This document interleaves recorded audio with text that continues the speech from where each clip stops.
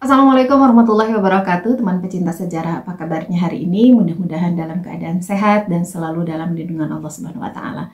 Bertemu lagi dengan saya Nisa Misani di program Baca Sejarah dan masih di serial kronologi sejarah tahun 630 Masehi, bertepatan dengan tahun 8 hingga 9 Hijriah. Seperti biasa, kita bacakan dulu peristiwa penting apa saja yang terjadi baik dari dunia Islam maupun dari luar dunia Islam. Dari dunia Islam ada 4 peristiwa. Yang pertama adalah penaklukan Fathu Mekah, yang kedua Ghazwah Hunain, yang ketiga Ghazwah Thaif, dan yang keempat adalah kematian Ibrahim, putra Rasulullah SAW.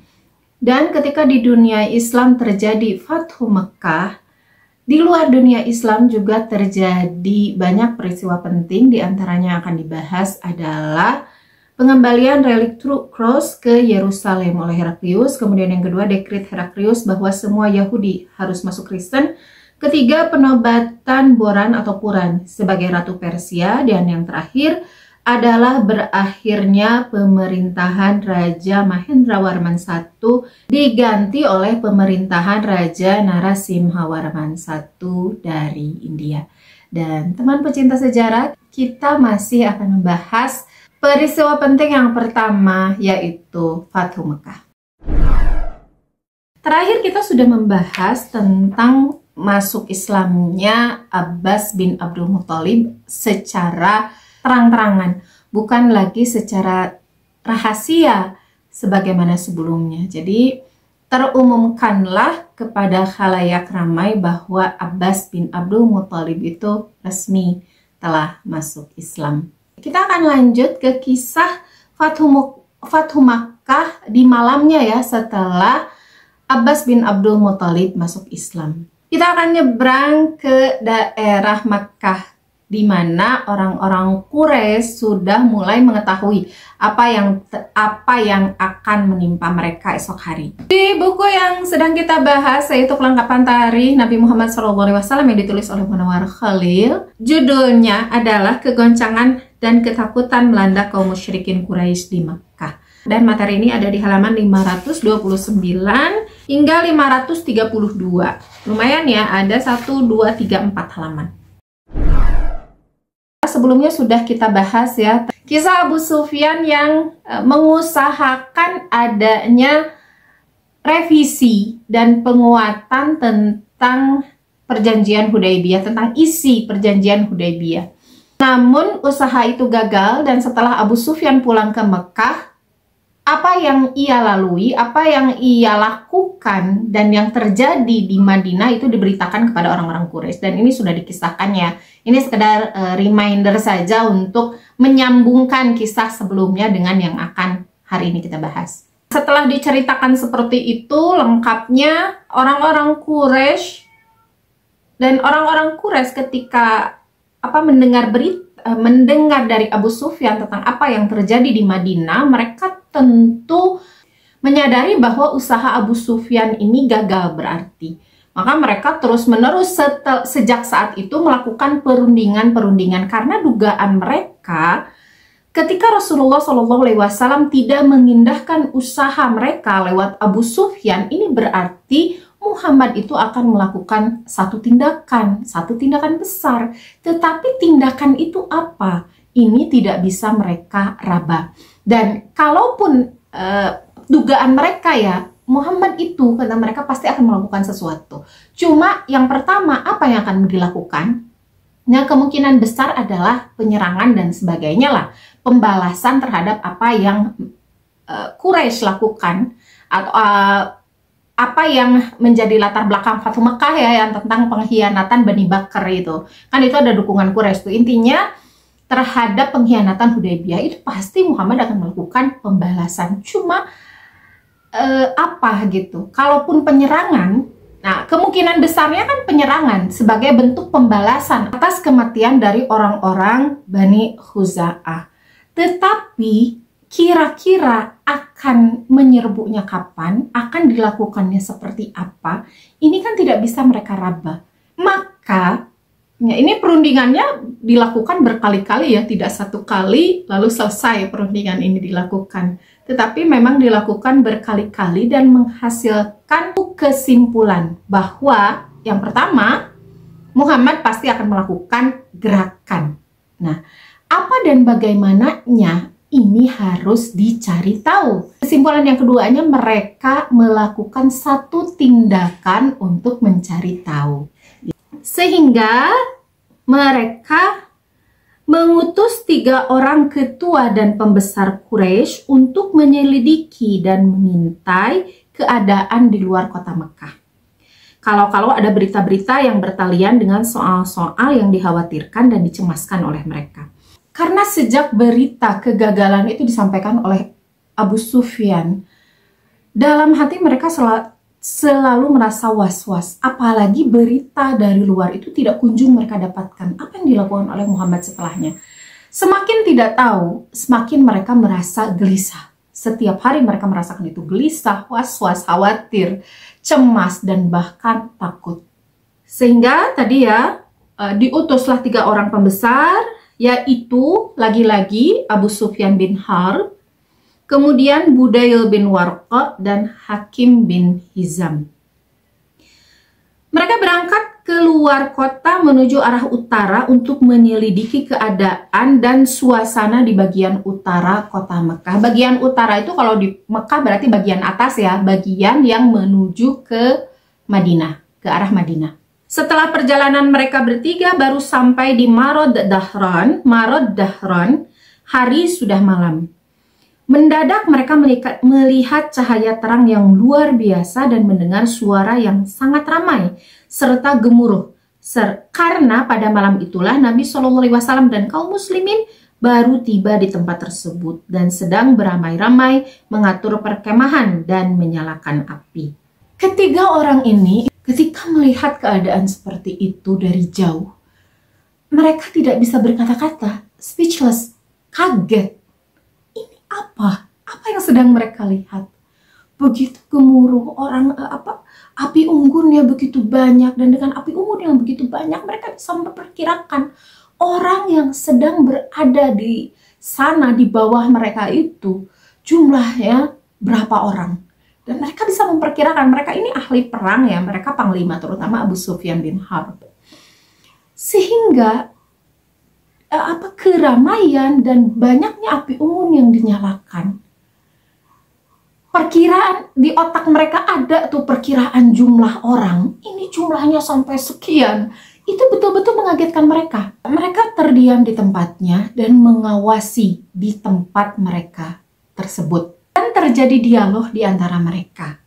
"Hai Budayl," kata Abu Sufyan, "aku belum pernah melihat unggunan api yang begitu besar seperti yang aku lihat pada malam ini. Selama hidup, aku belum pernah melihat angkatan perang yang sebesar itu. Kira-kira api unggun siapakah itu?" Karena pertanyaan ini oleh Abu Sufyan diajukan kepada Budayl bin Warqa, maka Budayl bin Warqa menjawab, "Itu barangkali api unggun yang dinyalakan oleh rombongan kaum Bani Khuza'ah." Mendengar jawaban itu, Abu Sufyan menimpali, "Tidak mungkin itu rombongan Bani Khuza'ah. Karena Bani Khuza'ah itu lebih sedikit daripada rombongan yang besar itu." Suara Abu Sufyan dan Budayl ini rupanya terdengar oleh seseorang tidak jauh dari mereka. Orang itu tidak lain dan tidak bukan adalah Abbas bin Abdul Muthalib. Nah, pertanyaannya, kenapa Abbas ada di situ? Nah, rupanya ini nyambung dengan kisah kemarin ya. Jadi Abbas bin Abdul Muthalib, kita mundur nih beberapa saat ya. Abbas bin Abdul Muthalib beberapa saat lalu itu baru saja bertemu dengan Rasulullah SAW, lalu mengikrarkan keislamannya. Setelah mengikrarkan keislaman, Abbas bin Abdul Muthalib kan disuruh kembali tuh oleh Rasulullah SAW untuk menjadi perantara di antara kaum muslimin dan orang-orang Quraisy. Nah, ketika mengemban tugas itu, dalam urusan mengemban tugas itu, Abbas bin Abdul Muthalib dengan Rasulullah SAW itu terjadi dialog yang singkat tentang berhubungan dengan tugas tersebut ya. Abbas bin Abdul Muthalib dengan kedatangan tentara Rasulullah SAW yang demikian banyak jumlahnya, sampai 12.000 orang itu ya, bikin Abbas bin Abdul Muthalib secara pribadi merasa cukup was-was. Dia mengkhawatirkan tentang akan habisnya orang-orang Quraisy kalau misalnya pasukan ini masuk ke Mekah. Dan kekhawatiran-kekhawatiran itu diungkapkan kepada Rasulullah SAW. Maka Abbas bin Abdul Muthalib ini mengajukan pertanyaan kepada Rasulullah. Wahai Rasulullah, apabila orang-orang Quraisy ini ternyata mau berdamai, itu bagaimana? Nah, rupanya Rasulullah SAW sendiri dari sejak awal memang tidak menginginkan ada pertempuran. Maka justru dari itulah, jawab Rasulullah SAW, ini kurang lebihnya ya. Justru dari itulah salah satu tugas dari Abbas bin Abdul Muthalib. Jangan sampai terjadi pertumpahan darah. Karena kalau terjadi pertumpahan darah, itu apa yang dikhawatirkan oleh Abbas bin Abdul Muthalib bisa saja terjadi. Jadi kalau orang-orang Quraisy melakukan perlawanan, itu bisa saja habis. Orang-orang Quraisy itu riwayatnya habis sudah. Nah, selain itu juga memang Rasulullah SAW tidak terlalu menyukai hal itu. Kalau habis ya, ini kan maksudnya di tanah haram ya. Makkah itu adalah tanah yang suci. Kemudian orang-orang yang ada di dalamnya pun adalah keluarga-keluarga Rasulullah SAW sendiri. Maka tentu itu tidak diinginkan oleh Rasulullah SAW kalau sampai terjadi pertempuran. Nah, untuk mengemban tugas itu, Abbas bin Abdul Muthalib itu meminta kepada Rasulullah SAW untuk dipinjamkan bigal. Bigal itu peranakan antara kuda dengan keledai. Jadi tengah-tengah gitu ya. Tengah-tengah antara kuda dan keledai. Berarti lebih besar dari keledai tapi lebih kecil dari kuda. Nah, minta dipinjam oleh Abbas bin Abdul Muthalib untuk membuktikan bahwa ia resmi sebagai utusan dari Rasulullah SAW, dan Rasulullah SAW tentu mengizinkan permintaan Abbas ini. Akhirnya berangkatlah Abbas bin Abdul Muthalib dengan bekal bigal dari Rasulullah SAW yang berwarna putih, lalu berangkat dari tempat pemberhentian Rasulullah SAW kembali menuju ke Makkah. Sesampainya di suatu tempat yang bernama Al-Arak, sebuah tempat di luar kota, ia berharap mudah-mudahan bisa bertemu dengan seseorang, siapapun lah, tapi dari orang Mekah gitu, orang Quraisy, apakah pencari kayu bakar atau pemerah susu atau siapapun lah yang bisa ia temui gitu ya, untuk bisa menyampaikan pesan kepada orang-orang Mekah. Ternyata harapan Abbas ini dikabulkan oleh Allah Subhanahu wa taala, tetapi justru melebihi ekspektasinya. Karena Abbas kan mengharapkan seseorang yang pekerja yang pada saat itu masih keluar Makkah gitu ya, mengharapkan orang seperti itu. Ternyata yang Allah berikan kepada Abbas justru adalah 3 teman kita tadi itu yang sedang mengawasi dan berdialog dengan sesama mereka. Jadi ketika Abbas nengok-nengok gitu ya, nyari-nyari kira-kira siapa gitu. Nah, sambil berjalan itu kira-kira siapa yang bisa dia temui, dan dia suruh untuk menyampaikan pesan ke Makkah. Nah, ketika dia mencari, matanya dilebarkan gitu, kemudian telinganya ya buka lebar-lebar, yang ia tangkap itu justru suara obrolan dari ketiga orang ini, dari Abu Sufyan, Budail bin Warqa, juga Hakim bin Hizam. Abbas ketika mendengar suara itu, ia terus mendekat, dan semakin dekat, ia semakin tahu, semakin kenal banget nih dengan orang yang berdialog ini. Maka didekatilah tentu saja oleh Abbas. Suara Abu Sufyan dan Budail itu benar-benar dapat dikenali oleh Abbas. Karena itu dengan berjalan perlahan-lahan, Abbas menghampiri tempat mereka bercakap-cakap itu. Sewaktu mereka tengah bercakap-cakap seperti itu, Abbas menegurnya dengan keras. "Hai Aba Hanzalah." Demikian kata Abbas memanggil nama Abu Sufyan yang juga mengenal suara Abbas. Maka pada malam itu tidaklah ia lupa akan suara sahabat karibnya itu. Nah, ternyata ini jadi titik penting ya bagi seorang Abu Sufyan gitu ya, karena kenangan tentang malam itu dan didengarnya suara Abbas itu menjadi poin, menjadi titik balik di mana Abu Sufyan itu akan mendapat kebenaran, akan mendapat hidayah, sehingga titik ketika ia mendengar suara Abbas itu dikenangnya sepanjang masa. Abu Sufyan menjawab, "Apakah itu engkau, wahai Abu Fadl?" Abu Fadl ini adalah sebutannya, kunyah Abbas bin Abdul Muthalib. Lalu Abbas menjawab, "Ya, aku Abbas." Itu dialog sambil Abbas terus mendekat ya ke arah tiga orang ini. Mengapa kamu di situ dan ada apa engkau di sini?" tanya Abu Sufyan. "Ketahuilah, hai Abu Handalah, demi Allah, lihatlah di sana Rasulullah telah datang dengan membawa angkatan perangnya yang amat besar. Sekarang dia hendak memasuki Mekah dengan segala sesuatu yang tidak engkau ketahui sebelumnya. Jika dia masuk dengan mempergunakan kekuatan yang besar itu dan dengan kekerasan, niscaya seluruh kota Mekah akan hancur binasa," jawab Abbas. Mendengar perkataan Abbas itu, gemetarlah seluruh tubuh Abu Sufyan dan dengan gugup ia berkata, "Jika begitu, cobalah engkau tunjukkan kepadaku jalan yang sebaik-baiknya untuk keamanan kita bersama." Ini gayung bersambut ya. Jadi Abbas memang bukan menakut-nakuti dengan kalimat tadi itu, tetapi memang mengatakan yang sebenarnya. Dan ia juga, ini juga kekhawatiran bagi dia gitu, kalau Rasulullah ini, pasukan Rasulullah yang sebanyak ini, kalau masuk ke Mekah, wahai Abu Sufyan, Quraisy itu bisa habis tak tersisa. Itu bukan menakut-nakuti, tapi memang keadaannya seperti itu. Dan tidak dilebih-lebihkan juga, karena ini pasukan sangat besar, 12.000 orang. Quraisy ada berapa sih pasukannya?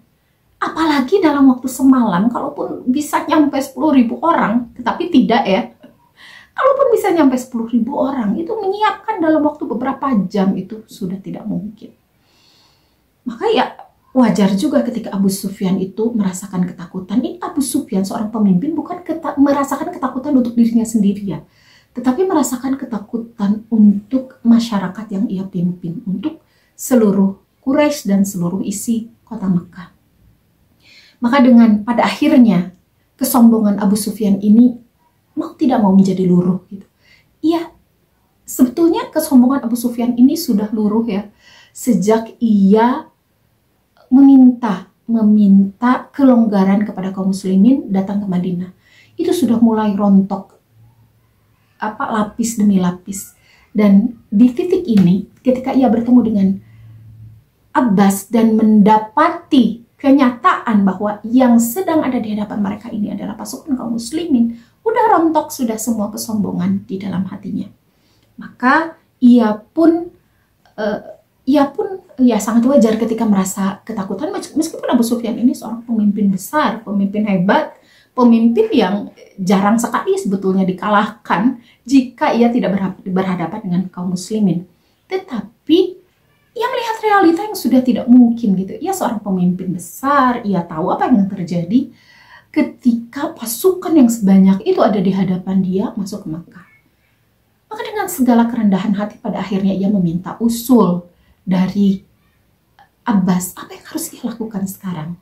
Maka Abbas langsung gayung bersambut, ia berkata, "Jika engkau sampai ditangkap, sudah tentu engkau dijatuhi hukuman mati.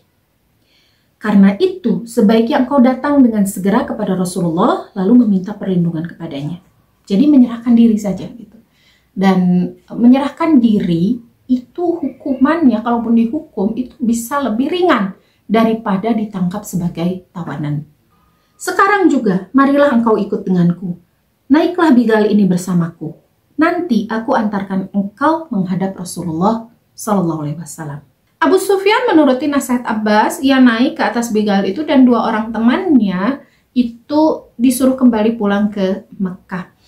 Yang dua orang temannya itu kan salah satunya adalah Budayl bin Warqa ya, dan kita kalau masih ingat dengan episode-episode sebelumnya, Budayl bin Warqa ini adalah tokoh yang justru melaporkan kejadian tentang pengkhianatan orang-orang Quraisy terhadap perjanjian Hudaybiyah. Jadi dia orang yang dibela oleh Rasulullah SAW dan tidak tidak akan terkena bencana sebetulnya kalaupun terjadi peperangan, karena Rasulullah SAW itu datang ke Mekah dengan pasukan yang begitu banyak justru untuk membela Bani Khuza'ah yang tertindas oleh ditindas ya oleh Bani Bakar. Maka berangkatlah Abu Sufyan bin Harb itu dibonceng oleh berdua gitu ya di dalam bigol itu oleh Abbas bin Abdul Muthalib. Dan terbayang oleh kita ya, bigol itu kan tidak terlalu besar, tidak sebesar kuda, dan ini dua orang yang menaiki bigol itu adalah dua orang yang bertubuh tinggi besar ya, apalagi Abbas bin Abdul Muthalib yang memang terkenal tubuhnya tinggi besar, suaranya juga keras gitu. Ditambah lagi dengan Abu Sufyan yang juga seorang panglima perang. Ini kebayang beban bigol itu ya, bigol Rasulullah SAW itu bawa dua orang yang besar di punggungnya. Waktu itu Abu Sufyan percaya penuh pada nasihat Abbas bin Abdul Muthalib. Selanjutnya mereka terus berjalan dengan mengendarai bigol Nabi, melewati beberapa rombongan dari tentara Islam, dengan tujuan hendak menemui Nabi SAW. Setiap melintasi satu rombongan tentara Islam, selalu dikatakan oleh mereka, oh paman Rasulullah menunggangi bigol Rasulullah, jadi selamat dari bahaya gitu. Rasulullah SAW kan posisinya itu tidak di pinggir banget ya, sehingga untuk mencapai kemah Rasulullah SAW mereka harus melewati beberapa rombongan kaum muslimin. Dan setiap lewat di satu rombongan itu karena yang dilihat kaum muslimin kenal nih dengan bigol putih tersebut, itu bigol punya Rasulullah, dan dilihat di atasnya ada Abbas. Mereka tidak terlalu perhatikan siapa yang dibonceng oleh Abbas, tetapi karena ini bigol Rasulullah, kemudian paman Rasulullah itu yang mengendarainya, mereka biarkan begitu saja gitu. Jadi dibiarkan lewat dan tidak terlalu diperhatikan, cuman oh iya, itu adalah paman Rasulullah SAW, sudah gitu. Hanya saja di luar dugaan, salah satu rombongan yang harus mereka lewati ternyata adalah rombongannya atau pasukannya Umar bin Khattab radhiyallahu anhu. Umar bin Khattab itu menegur Abbas, wahai Abbas, siapakah dia? Abbas diam, tidak menyahut. Karena itu Umar menghampirinya, dia meneliti. Ini orang kayak kenal gitu. Dia udah di dalam hatinya udah, ini kayaknya nih dia. Untuk memastikan, Umar bin Khattab itu mendekati, lalu meneliti. Bukan meneliti ya, mendekati lalu memperjelas siapa yang dia lihat. Lalu setelah jelas, ia langsung menunjuk kepada Abu Sufyan dengan berteriak keras. Abu Sufyan, musuh Allah. Segala puji bagi Allah yang telah memperkenankan aku dan yang telah memberikan kesempatan bagiku untuk menangkap kamu, dan tidak ada perjanjian dan jaminan. Dengan tidak ada perjanjian dan jaminan. Tetapi Abbas bin Abdul Muthalib itu kayak langsung gitu ya, ia mengatakan langsung kepada Umar, dia ada di bawah jaminanku. Tetapi tetap saja Umar itu nggak mau tahu gitu dengan jaminan dari Abbas. Abbas karena tahu Umar ini bakalan bikin ulah gitu ya. Ia tahu banget siapa Umar ini bakalan bikin ulah nih sama Abu Sufyan ini. Dan Umar bin Khattab dan sahabat yang lain pun tidak tahu apa misi yang dilakukan oleh Abbas gitu ya. Sehingga karena tahu Umar bin Khattab akan melakukan sesuatu kepada Abu Sufyan, ya lekas-lekas memukul bigolnya, melarikan bigolnya menuju kemah Rasulullah SAW. Melihat Abbas yang terus melarikan bigolnya, Umar pun segera menaiki kendaraannya. Di sini tidak diceritakan ya Umar naik apa, tetapi di sumber yang lain diperkirakan gitu Umar itu mengendarai keledai. Sehingga antara bigol dan keledai kan kecepatannya mirip-mirip lah ya. Tetapi kan sebetulnya lebih cepat bigol, tetapi bigol itu kan dikendarai oleh dua orang yang bertubuh tinggi besar. Itu dikejar oleh keledainya Umar, sehingga mereka itu berkejaran itu sampai ke kemah Rasulullah SAW-nya hampir bersamaan. Lalu mereka turun juga hampir bersamaan dengan cepat dan sampai di pintu kemah Rasulullah, lalu masuk ke kemah Rasulullah juga hampir bersamaan. Lalu dengan cepat bin Khattab radhiyallahu anhu memberi info kepada Rasulullah SAW. Wahai Rasulullah SAW, ini Abu Sufyan, musuh Allah, penjahat besar. Dia tertangkap dengan tidak ada perjanjian dan jaminan. Karena itu izinkanlah aku memenggal batang lehernya. Ini Umar sudah pegang pedang ya, karena ia kan ribat, ia berjaga-jaga gitu di malam tersebut. Sehingga ia membawa pedangnya dan tangannya memang sudah ada di pangkal pedang gitu. Selesai Umar bin Khattab berkata seperti itu, Abbas langsung menukas. Ia berkata, ya Rasulullah, aku yang melindungi diri Abu Sufyan gitu. Sambil dia pegang Abu Sufyan, dihalangin tuh. Dihalangin dari Umar bin Khattab. Demi Allah, tidak ada seorang pun yang melindungi diri Abu Sufyan pada malam hari ini selain aku. Tetapi Umar juga kekeh, wahai Rasulullah, izinkan saya penggal lehernya. Lempar-lemparan kata antara Abbas bin Abdul Muthalib dengan Umar bin Khattab ini berlangsung sampai Abbas bin Abdul Muthalib itu menjawab lagi Umar. Setelah Umar kekeh gitu ingin memenggal batang leher dari Abu Sufyan ini, Abbas berkata kepada Umar, sabarlah hai Umar. Demi Allah, sekiranya ia, maksudnya Abu Sufyan, itu orang dari keturunan Bani Adi dan Ka'ab, niscaya engkau tidak akan berkata seperti itu, karena engkau mengetahui bahwa ia itu dari keturunan Abdu Manaf, engkau berkata seperti itu. Mendengar perkataan Abbas ini, Umar terus menjawab, sabarlah hai Abbas, demi Allah, keislaman engkau pada hari engkau mengikut Islam, lebih aku sukai daripada keislaman Khattab, maksudnya orang tua Umar. Jika ia mengikut Islam karena aku mengetahui bahwa sesungguhnya keislaman engkau itu lebih disukai Rasulullah daripada keislaman Khattab sendiri, sekiranya ia mengikut Islam, gitu ya. Jadi Abbas itu menyangka pada akhirnya karena bersitegang lah di situ ya antara ia dengan Umar, ia berkata bahwa wahai Umar, engkau bersikap seperti ini karena bukan dari golonganmu ya, karena bukan dari kabilahmu kan, dia dari kabilah Abdi Manaf gitu. Tetapi Umar menimpa, gak seperti itu. Keislaman kamu itu lebih aku sukai karena Rasulullah lebih menyukai keislamanmu daripada keislaman ayahku sendiri kalau ia masuk Islam gitu.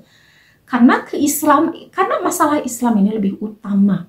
Masalah keislaman ini lebih utama dari sekedar kabilah-kabilahan gitu, dari sekedar urusan keluarga. Melihat perbantahan ini ya, ini timpal menimpali, tidak berhenti gitu, tidak ada jeda, sehingga yang ada di situ orang lain pun baik Rasulullah SAW, kemudian Abu Sufyan juga ada di situ, dan kemungkinan besar ada sahabat-sahabat lain yang ada di situ, tidak punya kesempatan lah untuk ikut menimpali perdebatan di antara dua sahabat ini.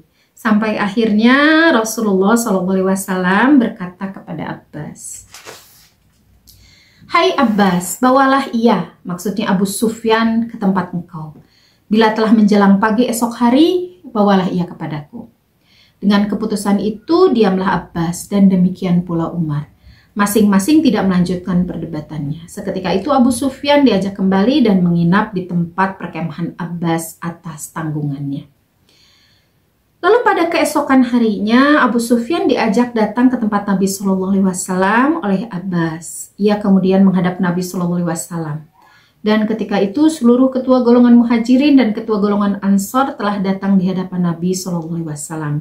Setelah Nabi SAW melihat Abu Sufyan, ia lalu bersabda, kasihan engkau, hai Abu Sufyan, apakah belum masanya bagi engkau akan mengerti bahwa sesungguhnya tidak ada Tuhan melainkan Allah? Ini langsung ditodong seperti itu ya Abu Sufyan, karena Rasulullah SAW tahu betul ya, beliau tuh kayak paham ya apa isi hati Abu Sufyan. Abu Sufyan itu kan kondisi kejiwaannya ini sedang ada di fase yang turun lah, kepercayaan dirinya hilang, dan dia sudah pasrah dengan apa yang disarankan oleh Abbas bin Abdul Muthalib. Ia percaya sepenuhnya kepada Abbas sehingga ia sudah tidak punya pendapat gitu. Dia sudah posisi nol nih, sudah di posisi nol. Maka kalau sudah seperti ini, langsung saja cukup, tidak perlu lagi penjelasan panjang gitu, karena Abu Sufyan posisi hatinya sudah ada di titik nol. di titik dia di mana bisa netral lah, bisa netral untuk menimbang sebenarnya mana sih yang betul, sebetulnya mana yang salah. Maka langsung saja oleh Rasulullah SAW ini dalam tanda kutip ya ditodong seperti itu. Apa kamu masih belum yakin dengan kebenaran? Maka Abu Sufyan menjawab, demi ayah dan ibuku, alangkah ramahnya engkau, alangkah murahnya hati engkau, alangkah penyambung rahimnya engkau. Demi Allah, aku telah menyangka bahwa jika ada Tuhan yang selain Allah, sudah tentu ia mencukupi segala sesuatu kepadaku. Nabi SAW bersabda, kasihan engkau wahai Abu Sufyan. Apakah belum masanya engkau akan mengerti bahwa sesungguhnya aku ini Rasulullah? Lalu jawaban dari Abu Sufyan ini intinya sebetulnya dia mengetahui gitu. Tetapi dia tidak mau ngucapin secara jelas gitu bahwa iya saya memang percaya Allah itu nggak ada sekutu gitu. Karena sebetulnya kalau secara kepercayaan kepada Allah, Abu Sufyan dan orang-orang Quraisy lainnya ini percaya, cuma mereka kan masih menyekutukan gitu, menyembah yang lain di sisi Allah gitu ya. Jadi secara pengakuan sebagai Tuhan mereka juga mengakui, tetapi secara tidak ada sekutunya itu loh gitu. Nah, Abu Sufyan di sini sudah mengakui sebetulnya dengan ia mengatakan sudah tentu ia mencukupi segala sesuatu kepadaku gitu. Jadi ngaku kok iya memang nggak ada, memang tidak ada Tuhan selain Allah gitu. Cuman nggak mau letterlock aja. Kemudian ditanya kembali dengan kalimat kedua oleh Rasulullah SAW tadi tentang ketuhanan, tentang akidah. Sekarang tentang keimanan kepada Rasul. Demi ayah dan ibuku, alangkah ramahnya engkau, alangkah murah hatinya engkau, alangkah penyambung rahimnya engkau. Demi Allah, tentang ini sesungguhnya hingga sekarang dalam diriku masih ada ragu-ragu. Jadi tentang Allah itu ya sudah yakin. Allah itu memang Tuhan satu-satunya. Allah itu memang tidak ada sekutu. Tetapi tentang kerasulan wahai Muhammad, saya masih memiliki keraguan. Nah ternyata meskipun sudah di titik nol ya, ia sudah pasrah sepenuhnya, tetapi ia masih punya ganjalan terhadap hal itu. Dan mendengar jawaban ini, Abbas lalu berkata kepada Abu Sufyan. Jadi kayak gemes banget gitu Abbas tuh. Sehingga kali ini bukan Rasulullah SAW yang menjawab, yang menimpali jawaban dari Abu Sufyan, tetapi Abbas secara langsung. Ia berkata, kasihan engkau, masuk Islamlah engkau dan bersaksilah bahwa tidak ada Tuhan melainkan Allah dan sesungguhnya Muhammad itu utusan Allah, sebelum batang lehermu dipenggal. Abu Sufyan menyahut, aku bersaksi dengan kesaksian yang benar.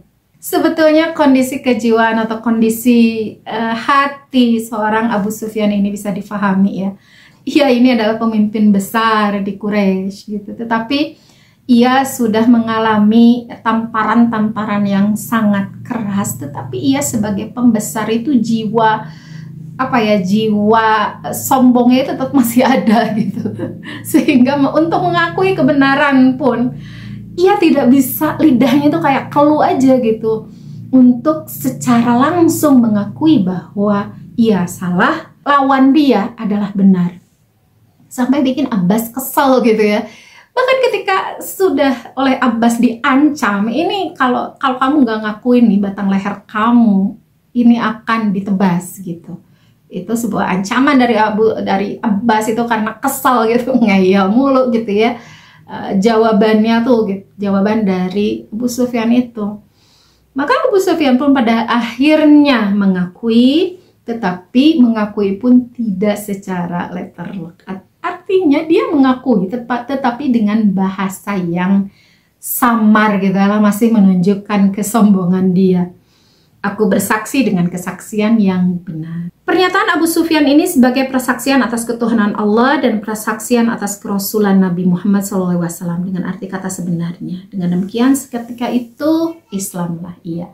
Di riwayat lain ini ada satu penggalan dialog yang lain gitu ya, dialog tambahan. Abu Sufyan itu bertanya, kalau aku mengikut Islam, bagaimana aku harus berbuat kepada berhala Uzza? Umar bin Khattab yang selalu mengikuti pembicaraan dan ada di balik tabir kemah ketika mendengar perkataan Abu Sufyan yang demikian itu, ia lalu menyahut, beraklah kamu di atasnya. Ini Umar bin Khattab kesel gitu ya. Jadi sama kayak Abbas gitu, dia kesel banget. Ini Abu Sufyan mau masuk Islam pun masih bulak belok gitu. Susah banget gitu ya hatinya untuk mengakui gitu. Tetapi bukan karena hatinya yang tidak ikhlas mengakui kebenaran, tetapi karena sisa-sisa kesombongan ia sebagai pemimpin besar. Karena mendengar ucapan Umar ini, dengan perasaan dongkol Abu Sufyan berkata, "Kasihan engkau, hai Ibnu Khattab, engkau memang seorang yang berbulu kasar. Biarkan aku berbicara sendiri dengan anak lelaki mamaku." Maksudnya anak lelaki pamanku itu maksudnya adalah Rasulullah SAW. Lalu sesudah itu barulah Abu Sufyan mengikuti Islam, mengatakan syahadat dan menyerah secara politik ya, menyerah secara politik. Jadi syahadat dulu, kemudian menyerah secara politik kepada Rasulullah SAW. Dan ini adalah pintu gerbang dari kemenangan Islam di Makkah. Teman pecinta sejarah, ini kisah yang luar biasa ya. Kalau saya sih lebih ke unik ya dan lucu masuk Islamnya Abu Sufyan ini. Hikmahnya ini banyak banget seperti biasa. Tetapi yang bisa kita ambil ini salah satunya adalah cara Rasulullah SAW mengislamkan Abu Sufyan ya. Jadi berbeda dengan cara Islamnya sahabat-sahabat yang lain atau mungkin pembesar-pembesar Quraisy yang lain. Abu Sufyan ini karakternya, dia adalah seorang pemimpin besar Quraisy dari sejak muda gitu. Ia sangat-sangat dihormati oleh orang-orang Quraisy. Berbeda dengan keislaman misalnya Sofwan bin Umayyah. Sofwan bin Umayyah ini masuk Islam oleh Rasulullah SAW seperti dalam tanda kutip dirayunya dengan harta, karena Rasulullah SAW paham bahwa Sofwan bin Umayyah ini menyukai harta, ya seorang pebisnis ya, meskipun dia adalah anak Umayyah bin Khalaf, seorang tokoh besar juga, tetapi yang paling dia unggulkan, yang paling dia cintai adalah hartanya. Maka Rasulullah SAW merayu Sofwan bin Umayyah dengan harta tersebut. Merayu dalam tanda kutip ya. Dan ini merayu yang dibolehkan. Sementara terhadap Abu Sufyan, yang paling dibanggai oleh seorang Abu Sufyan adalah kedudukannya. Kedudukan ia sebagai pemimpin, kekuasaan dia di Mekah, kehormatan dia. Dan ketika apa yang dibanggakannya itu habis, tinggal satu titik akhir gitu oleh Rasulullah SAW, itu langsung ditonjok lah, langsung kena gitu. Ibaratnya kalau sebuah bangunan, itu bangunan kesombongan Abu Sufyan itu sudah runtuh total, hanya tinggal satu puing yang tersisa, dan puing itu cukup ditonjok aja gitu lah, dalam tanda kutip lagi-lagi dalam tanda kutip ditonjok oleh Rasulullah SAW dengan kayak nampar gitu ya, dengan perkataan, "Wahai Abu Sufyan, apakah belum datang? Apakah belum masanya bagi kamu mengakui Allah? Apakah belum masanya bagi kamu untuk mengakui aku sebagai Rasulullah?" Nah ini tonjokan kecil ini cukup ternyata untuk meruntuhkan. Jadi meruntuhkan secara paksa pilar kehormatan terakhir, pilar kehormatan dan kebanggaan terakhir seorang Abu Sufyan. Maka setelah itu runtuh di tengah puing-puing hati ya, di tengah puing-puing kekafiran yang ada di dalam diri ya, jadi belum bersih betul gitu ya, ini sisa puing-puingnya saja ya mengakui keislaman. Jadi ini memberitahu kepada kita ya, bahwa kita memang bicara pada seseorang itu bukan hanya harus sesuai dengan bahasanya, harus sesuai dengan tingkat pendidikannya, tetapi juga ternyata oleh Rasulullah SAW diperhatikan tentang keadaan kejiwaannya, sehingga tepat sasaran. Jadi nggak boros kalimat gitu, nggak. Jadi Rasulullah tahu, Abu Sufyan udah tahu kebenaran, nggak usah diomongin lagi masalah tentang penjelasan tentang Islam lah, apalah gitu. Udah nggak perlu, udah tinggal titik akhir aja nih, benteng pilar terakhir aja nih. Udah tinggal dipaksa, udah masuk Islam gitu. Jadi Rasulullah SAW tahu banget psikologis orang atau apa ya, kejiwaan, keadaan hati orang yang beliau ajak bicara. Saya tidak tahu bagaimana cara Rasulullah SAW memahami ya, dan tentang bagaimana cara Rasulullah SAW bisa melakukan hal ini sepertinya butuh penelitian dan telaah lebih lanjut ya. Tetapi intinya adalah harus dengan cara seperti ini, dan cara seperti ini bisa langsung kena kepada audiens kita. Jadi intinya diketahui dulu tuh sasaran atau audiens atau orang yang kita ajak bicara ini siapa, latar pendidikannya seperti apa, keadaan ekonominya bagaimana, apa yang sedang dia alami gitu, apakah dia sedang gembira, apakah dia sedang mengalami guncangan dan sebagainya. Itu harus kita teliti benar-benar. Jadi tidak asal ngomong gitu. Dakwah itu nggak asal ngomong ke semua orang disamain, nggak bisa. Jadi harus tahu kondisi, bahkan kondisi latar belakang orang yang kita ajak bicara, bahkan kondisi hatinya. Maka dakwah itu akan dengan mudah ya, dengan izin Allah itu bisa lebih mudah untuk dijalankan.